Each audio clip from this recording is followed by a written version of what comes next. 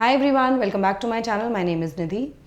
तो अगर आप चैनल पर पहली बार आए, don't forget to like, share and subscribe to the channel.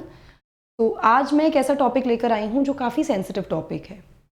भगवान श्री राम के बारे में। भगवान श्री राम को हम मर्यादा पुरुषोत्तम कहते हैं।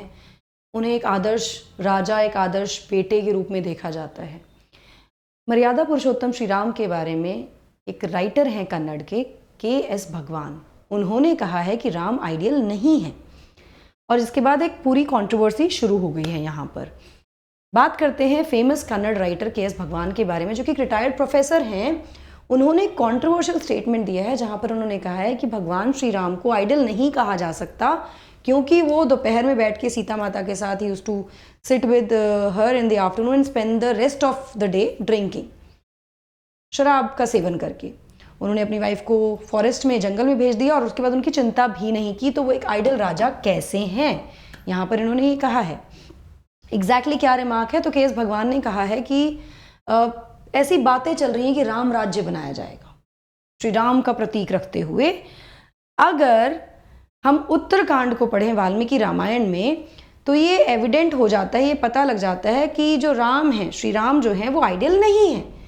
उन्होंने 11,000 सालों तक राज नहीं किया, केवल 11 साल तक राज किया, और उन्होंने एक शूद्र शंभुका का सर भी धड़ से अलग कर दिया था, जो कि ऑलरेडी एक पेड़ के नीचे पश्चाताप में बैठा हुआ था। तो कैसे उनको आइडियल कहा जाए, ये उन्होंने रिमार्क दिया है। काफ़ी एक कॉन्ट्रोवर्शियल रिमार्क यहाँ पर वो लेकर आ गए हैं। अब ऑब्वियसली बात है, जब एक कॉन्ट्रोवर्शियल रिमार्क है तो कंप्लेंट्स भी होंगी, कॉन्ट्रोवर्सीज भी होंगी, और इससे जो बीजेपी और जो हिंदू ऑर्गेनाइजेशंस हैं उन्होंने ऑब्वियसली रिएक्ट किया है, जिसमें विश्व हिंदू परिषद के जो स्पोक्स पर्सन है विनोद बंसल, उन्होंने कहा है कि जो भगवान है, मतलब के एस भगवान, नॉट भगवान श्री राम, वो कोई इंटेलेक्चुअल नहीं है और वो एनिमी है इंटेलेक्चुअल्स के, ये भी कहा गया है। साथ में ये भी कहा है कि जो लोग खुद गलत चीज़ें करते हैं ना, वो यही एक्सपेक्ट करते हैं कि भगवान भी ऐसा ही करते हैं, वो इसी बात में बिलीव करते हैं। और इसके आगे वो कहते हैं कि सोसाइटी जो है धीरे धीरे इस तरह के लोगों को बाइकआउट कर रही है, और धीरे धीरे वो आउटडेटेड भी हो जाएंगे, वो लोग इनको मानेंगे नहीं, इनके बारे में सोचेंगे नहीं।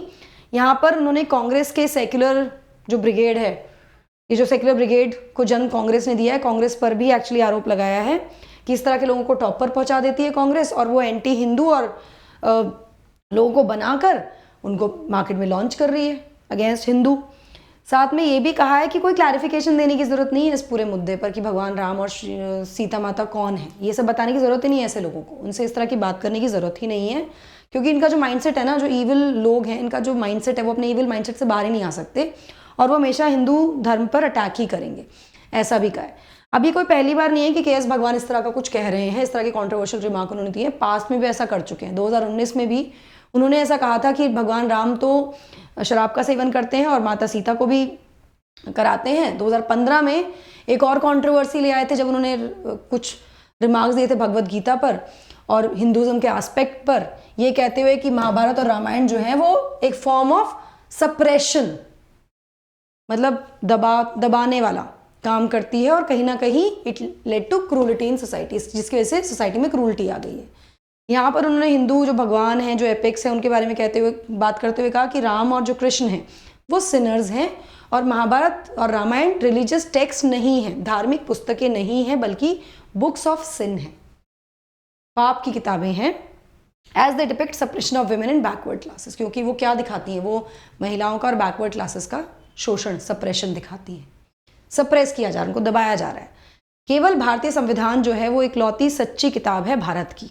यहाँ पर उन्होंने वाल्मीकि की रामायण का इंस्टेंस देते हुए कहा कि वाल्मीकि के रामायण में कहा गया है, एक इंस्टेंस है वहाँ पर जहाँ पे राम ने मर्डर किया शंभुका का, जो कि एक शूद्र है, और अबेंडन कर दिया अपनी वाइफ सीता को। अगर कृष्णा की बात करें तो वो भी सिनर है, क्योंकि उन्होंने 16,000 महिलाओं से शादी की। तो ऐसे लोगों को भगवान कैसे कहा जा सकता है, ये इनका यहाँ पर कहना है। काफ़ी बड़ी कंट्रोवर्सी है, काफ़ी बेतुके बयान यहाँ पर इन्होंने ये दिए हैं ना।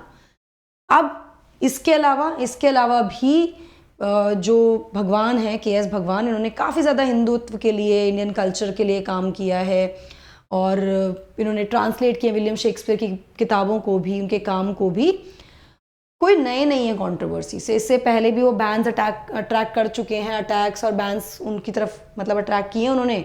2018 में जब उन्होंने बुक लिखी राम मंदिर ये या के बेड़ा, why we do not need Ram Mandir, ये तब की बात है जब अयोध्या में राम मंदिर बनाने की बात चल रही थी, उस समय की किताब है, जिसमें काफ़ी कंट्रोवर्सी हुई थी, बैन भी कर दिया गया था इस बुक को।